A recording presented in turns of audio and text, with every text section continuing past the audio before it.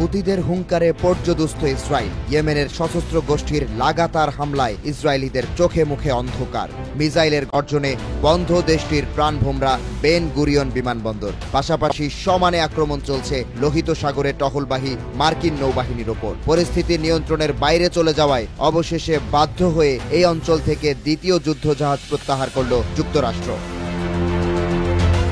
বিষয়টি নিশ্চিত করে প্রতিবেদন প্রকাশ করেছে বিজনেস ইনসাইডার। মার্কিন গণমাধ্যমটির দাবি, ইউএসএস স্প্রুয়েন্সকে যুক্তরাষ্ট্রের দক্ষিণাঞ্চলের সেন দিয়েগোতে সরিয়ে নেওয়া হয়েছে। নৌবাহিনীর আনুষ্ঠানিক বিবৃতিতে উল্লেখ করা হয়, আর্লেই বার্গ শ্রেণীর যুদ্ধজাহাজের উপস্থিতিতে দক্ষিণাঞ্চলের সার্বভৌমত্ব পুনরুদ্ধার করা সম্ভব হবে। স্প্রুয়েন্সের নতুন মিশন সম্পর্কে বিস্তারিত জানানো হয়নি, তবে বিবৃতিতে উল্লেখ করা হয়, জানুয়ারিতে মার্কিন প্রেসিডেন্ট ডোনাল্ড ট্রাম্পের সইকৃত নির্বাহী আদেশ অনুসারে এই সিদ্ধান্ত নেওয়া হয়েছে।